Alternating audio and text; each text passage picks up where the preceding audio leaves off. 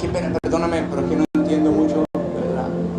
Me pregunta sobre la... Carlos, este año el tema de la Fiesta Nacional del Sol es la distinta asamblea Amor de Madre. Te pregunta a qué se te viene a la mente cuando pensás en Amor de Madre. Wow. Amor de madre es todo, ¿no?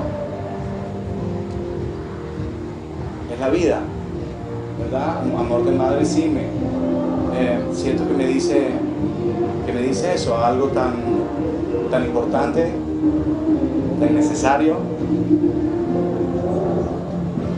Yo creo que es eso.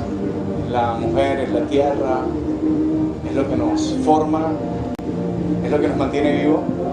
El amor de madre y el amor de una mujer siempre nos mantiene alegres.